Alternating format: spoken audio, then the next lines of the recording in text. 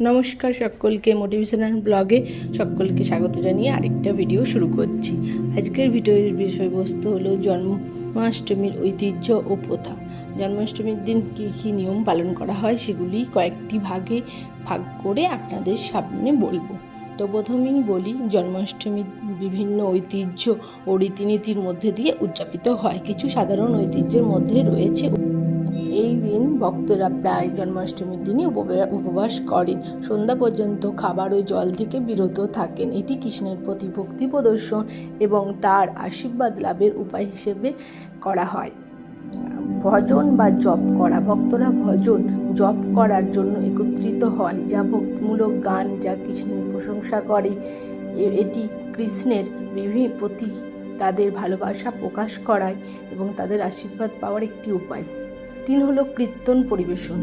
কীর্তন হলো ভক্তিমূলক নৃত্য যা ভজনের সাহায্যে পরিবেশন করা হয়। এটি ভক্তদের জন্য কৃষ্ণের প্রতি তাদের ভালোবাসা প্রকাশের আরেকটি উপায়। 4 হলো কৃষ্ণের উপাসনা।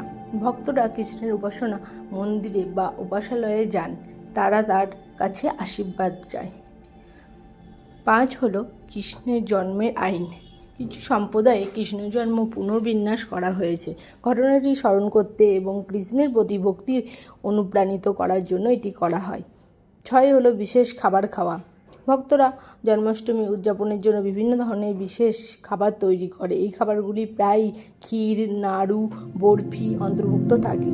তারপর জন্মাষ্টমী হলো এমন একটি আনন্দের উপলক্ষ যা সারা বিশ্বের হিন্দুরা অত্যন্ত উৎসাহের সাথে উদযাপন করে। এটি একটি প্রিয় দেবতা শ্রীকৃষ্ণের জন্ম উদযাপন করার সময়, যিনি প্রেম, করুণা ও জ্ঞানের জন্য সম্মানিত। জন্মাষ্টমীর ইতিহাস। জন্মাষ্টমীর প্রাচীন বৈদিক যুগে ফিরে পাওয়া যায়, যখন শ্রীকৃষ্ণ ইতিমধ্যে একজন জনপ্রিয় দেবতা ছিলেন। হিন্দু মহাকাব্যের অন্যতম গুরুত্বপূর্ণ মহাভারতের উৎসবটির উল্লেখ রয়েছে। মহাভারত কৃষ্ণের জন্ম, শৈশব এবং যৌবন সহ কৃষ্ণের জীবন ও কর্মের গল্প বলে।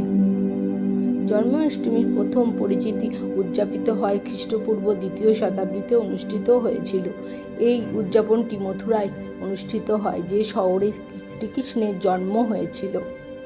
উৎসবটি উপবাস, জপ এবং ভোজের মাধ্যমে উৎসবটির দ্বারা চিহ্নিত করা হয়। সময়ের সাথে সাথে জন্মাষ্টমী ক্রমশ জনপ্রিয় হয়ে ওঠে, ভারতের অন্যান্য অঞ্চল ছড়িয়ে পড়ে এবং খ্রিস্টীয় 10 শতকের মধ্যে উৎসবটি দেশের প্রায় সব জায়গায় পালিত হতে থাকে।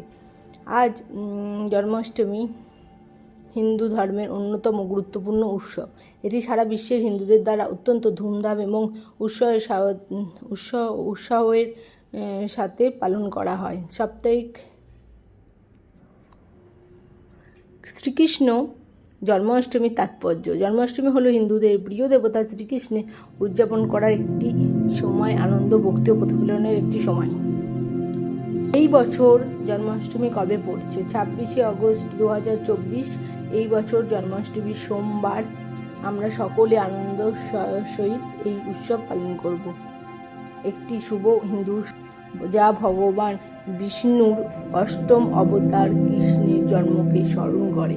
এই তাৎপর্যপূর্ণ দিনটি হিন্দু ধর্মে অপরিসীম গুরুত্ব বহন করে, যা ভারত ও বিশ্বজুড়ে সাথে পালন করা হয়। আসুন জন্মাষ্টমীর আধ্যাত্মিক সারমর্ম উপভোগ করি, ভগবান কৃষ্ণের শিক্ষা গ্রহণ করি, আমাদের হৃদয় ও সম্প্রদায়ের মধ্যে ভক্তি ও সম্প্রীতি বোধ গড়ে তুলি। জন্মাষ্টমীর দিন সকাল থেকে রাত পর্যন্ত উপবাস এবং জাগরণ। উপবাস থেকে হরিনাম জপ, কৃষ্ণলীলা শ্রবণ, ভগবানকে দর্শন, ভক্তের সঙ্গে হরিনাম কীর্তন, অভিষেক দর্শন করতে হবে। ভগবানকে অভিষেক করে একাদশীর দিনের মতো অনুকল্প প্রসাদ সেবন করতে হবে। এই ছিল জন্মাষ্টমীর ইতিহাস, প্রথা এবং নিয়ম, আর কি খাওয়া যায় ওই দিন। তো চলুন, ভিডিওটা এখানেই শেষ করছি। আশা করি ভালো লাগবে। আর সকলকে জানাই শুভ জন্মাষ্টমীর অনেক অনেক শুভেচ্ছা।